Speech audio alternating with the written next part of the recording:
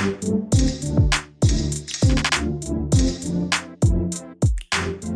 everyone. I'm Sandra Levy. I'm Senior Editor of Drugstore News. Today, we're speaking with Shaun Hockey. He's a pharmacist and Managing Director of Medacy, a company which provides remote clinical pharmacist services to primary care networks and integrated care systems in the UK. Good morning and welcome, Shaun. How are you? I'm very well, thanks, Sandra. Thanks for having me. Oh, my pleasure. I'm very excited to speak with you. So my first question, what are the key differences between the pharmacy markets in the UK and the US? I think there are a lot of differences. Fundamentally, we have to do the same thing. We have to get the right medication to patients as quickly as we can, but the models are very different. So obviously, my area of expertise is the UK rather than the US, but most Americans will know about the NHS. In the UK, it's free at the point of care. So fundamentally, that's the sort of big difference. There's no sort of payment for services when it's required in the UK. From a pharmacy point of view, there are some differences as well. So there are restrictions to the number of pharmacies that can operate in the UK. So there are about 8,000 pharmacies in England at the moment and about 10,000 in the UK as a whole. But if you want to open a new pharmacy, there are restrictions that are in place. So if you wanted to apply for a license, there's a process that you have to go through, and that's fairly rigorous. It's there to, I guess, protect the market for existing pharmacies. Too much competition obviously can make them unviable. But there, I guess there is a needs-based assessment that's completed, and clearly there are areas in the UK that don't have enough pharmacy support, and in those areas you can open a pharmacy, but you can't open one next door to an existing business. That wouldn't happen. Some of the other big changes are in terms of cost for medication. So there is a fixed fee that applies to all prescriptions or some prescriptions in the UK, and that's £9.90 for any item. Doesn't matter what the cost of the actual prescribed item is. And a high proportion of people will be exempt from charges. So those people who may be pregnant, above 65, there are various long-term conditions that are excluded from prescription charges.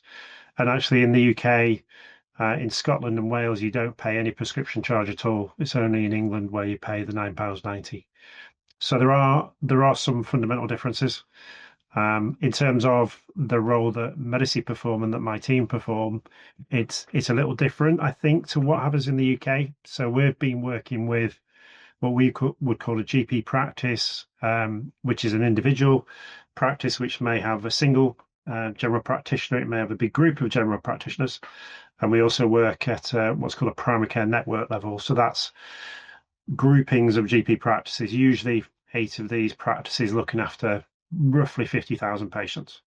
So we actually provide prescribing pharmacists who support day-to-day running of those practices and those primary care networks.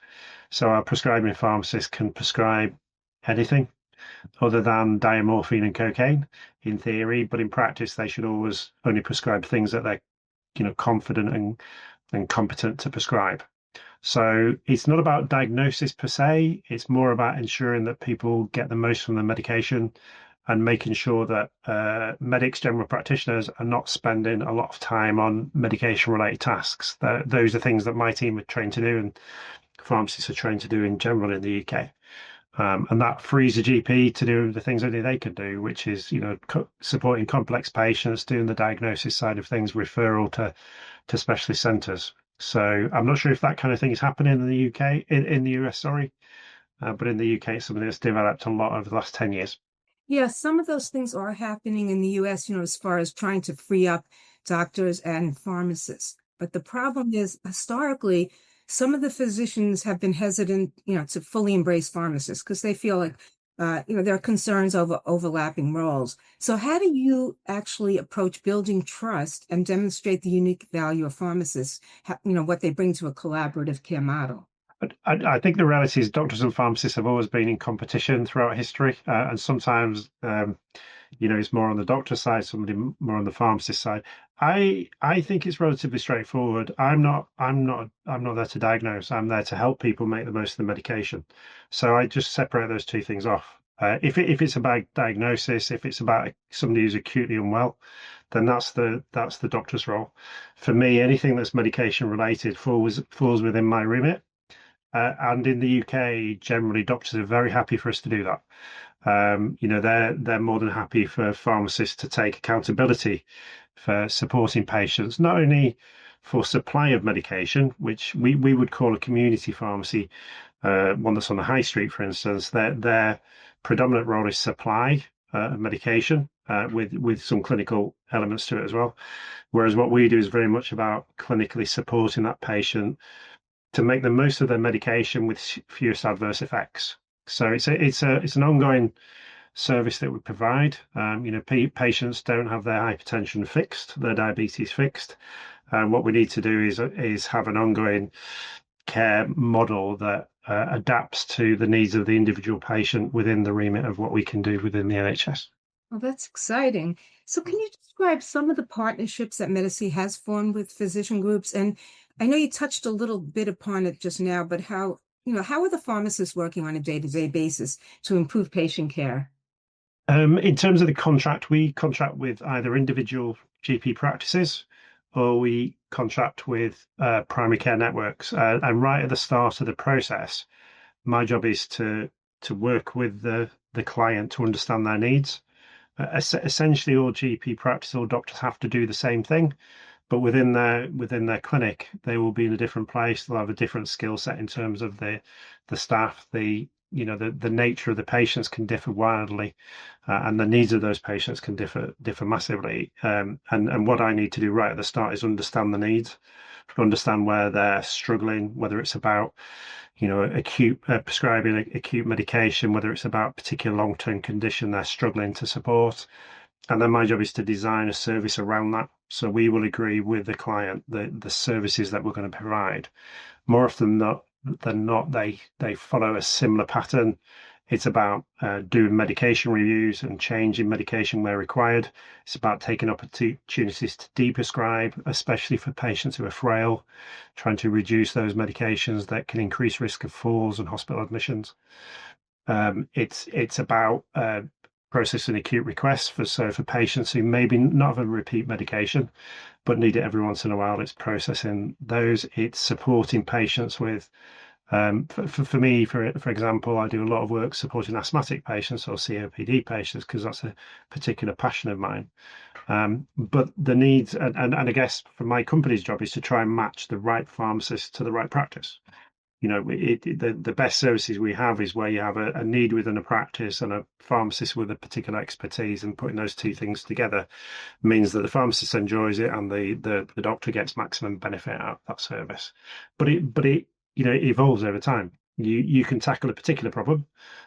So, for instance, if we had a lot of asthmatic patients who needed a review, we focus on that, and over time we get on top of that backlog, and the needs change. So we may then pivot into another service. It may be COPD or hypertension. So it's a moving feast all the time.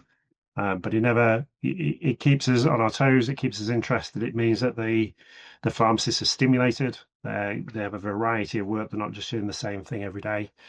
And clearly, the practice benefits, the doctor benefits, because they have expert support for that particular need they have at any time. Most of our contracts are long term, so we look to at least a financial year wherever we can, so we can provide consistency in terms of the pharmacist that's delivering that service. And also that pharmacist can build relationships up with the doctors, with the nurses, but more importantly with the patients as well. So there seems to be a large focus on chronic conditions. You mentioned COPD, which is one of your Yeah. passions. So it's moving in that direction of helping patients with chronic conditions. I think I'm sure it's the same in the US as it is in the UK. There's an increasing number of people with multimorbidities and therefore polypharmacy. And it's quite often the medications become the problem. You can start people on just for instance, overactive bladder, you could start on medication which can actually increase falls risk because those medications can cause drowsiness. Or it may cause issues with teeth because we know that anticholinergics cause dry mouth and that causes complications as well. So yeah, long-term conditions is a focus. It's not something we solely do. Nurses help. Doctors obviously really important in that management role, and also where there's acute exacerbations as well.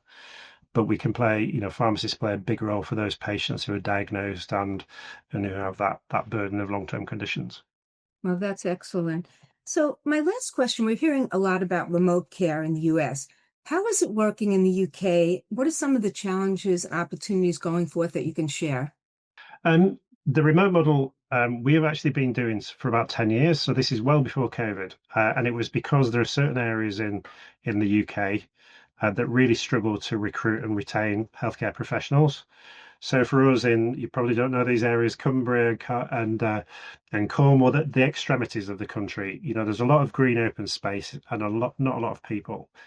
So if a GP or a pharmacist or a nurse decides to move to London or to Edinburgh, for instance, replacing that individual is incredibly challenging. And retaining people in those areas is very challenging because it's not London, it's not Edinburgh, it's not got the nightlife, it's not got the sort of the good things that come with cities. But what we found is with the clinical systems in the UK, we can access those remotely.